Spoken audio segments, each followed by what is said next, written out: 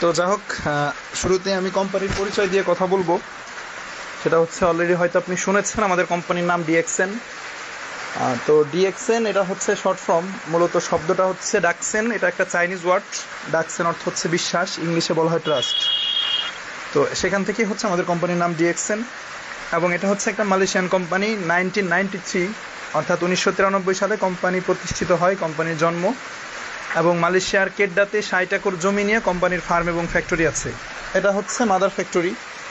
আর শাখা ফ্যাক্টরি আছে আরও 6টা কান্ট্রিতে: চীন, ইন্দোনেশিয়া, মেক্সিকো, কোরিয়া, দুবাই এবং ইন্ডিয়া।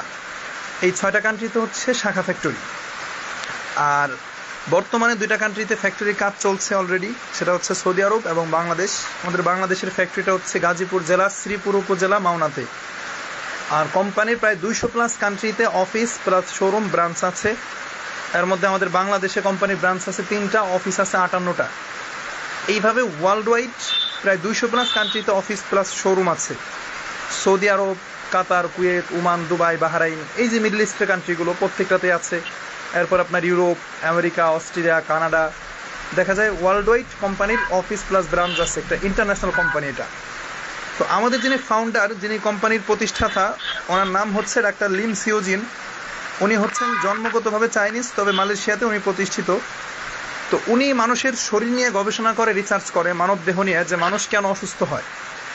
এইটা নিয়ে উনি গবেষণা করে দেখে যে মানুষের শরীরে, মানুষ যে খাবার খায়, এই খাবার খাওয়ার মাধ্যমে মানুষের শরীরে এক ধরনের ভাইরাস জমা হয়, যেটাকে বলা হয় টক্সিন।